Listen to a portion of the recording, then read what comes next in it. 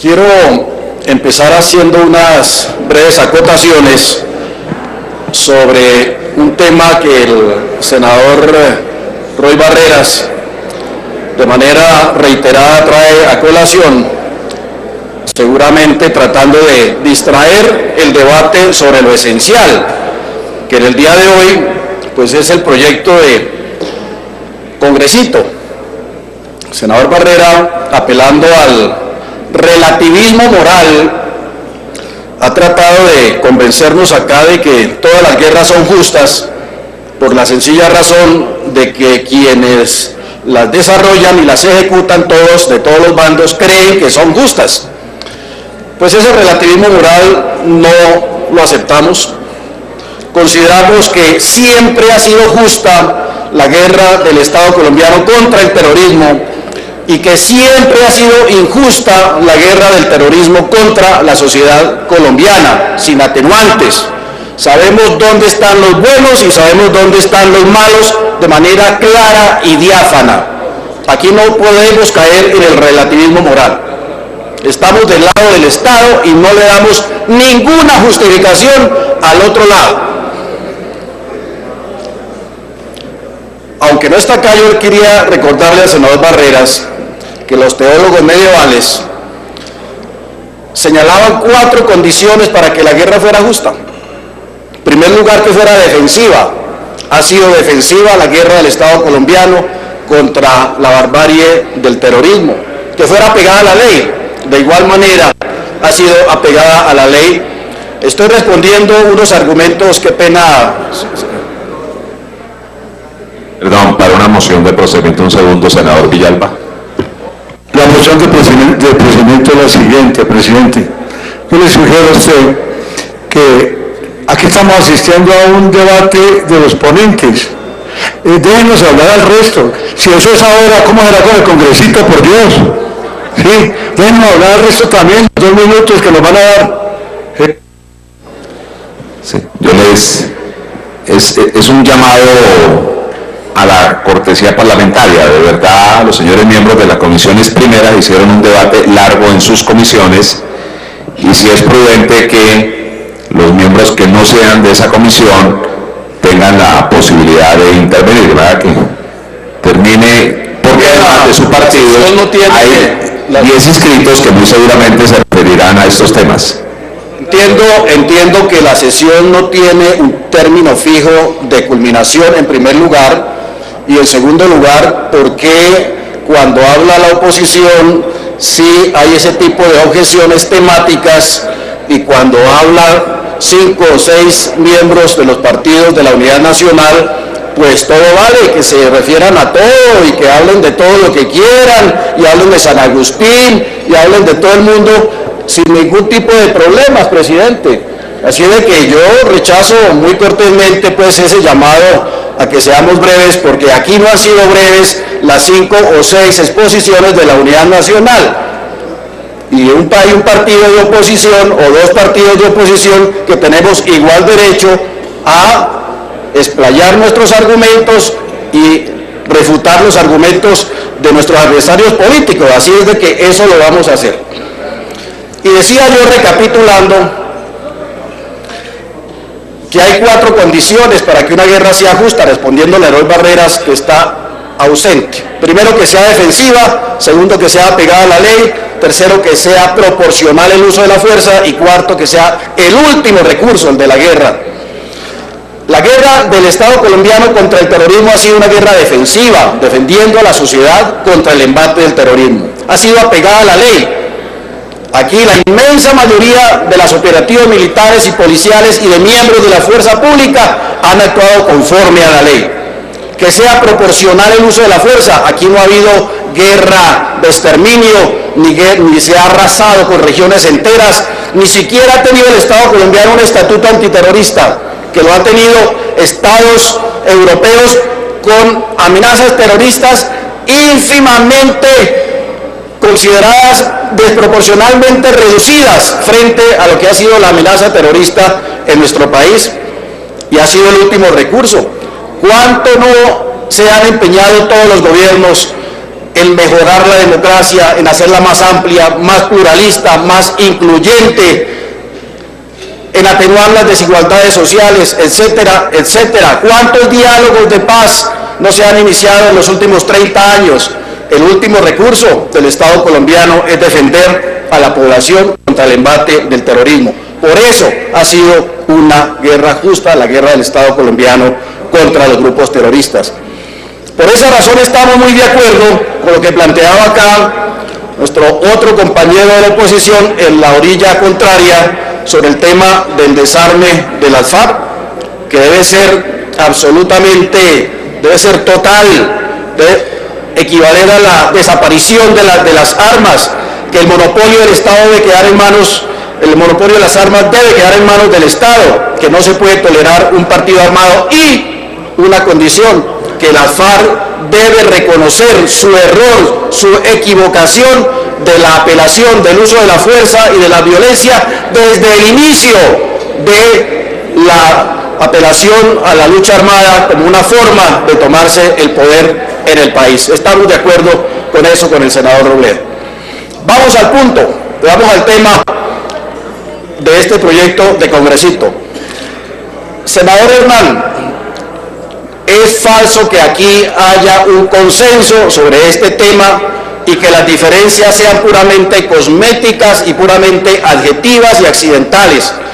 Si no nos ha escuchado o no nos ha escuchado o no nos ha entendido, aquí hemos dicho desde el comienzo que esto es un golpe de Estado contra la democracia y contra el pueblo colombiano, que esta es una sustitución de la Constitución, y estamos totalmente en contra de esta iniciativa, radicalmente en contra de esta iniciativa y en todos y cada uno de sus contenidos.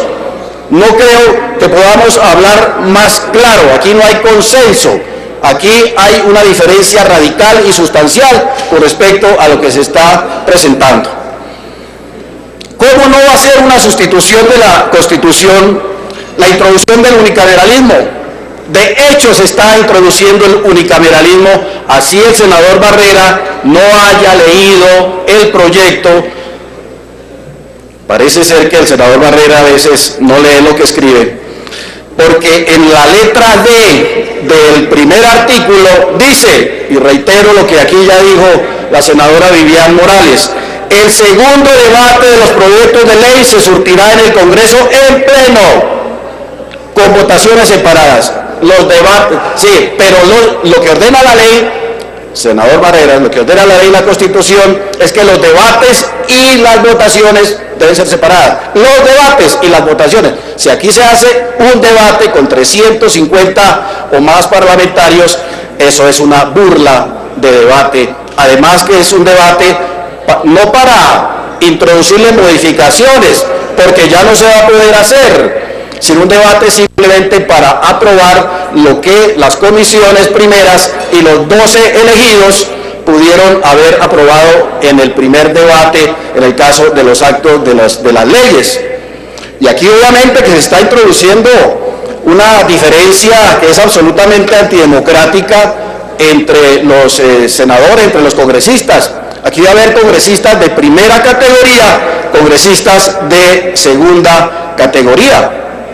Los de primera categoría, insisto en ello, los de las comisiones primeras y los 12 elegidos que vayan a integrar esa comisión legislativa. El resto de ustedes, queridos amigos, no va a poder siquiera intentar introducir alguna modificación a los proyectos de ley y reforma constitucional que nos envíe el presidente Santos, el gobierno nacional, después de que lo haya concertado obviamente con las FARC. Porque como esto van a ser desarrollos constitucionales y legales de los acuerdos con las FARC, pues obviamente que habrá que pedirle la anuencia a las FARC para la presentación de esos proyectos de ley, porque en la mesa todo se debe negociar y esa es la regla de oro, todo se debe acordar con ese alta parte contratante, entre comillas, como si fuera un Estado-nación que estuviera negociando con otro Estado nacional. Entonces aquí va a haber congresistas de primera y de segunda.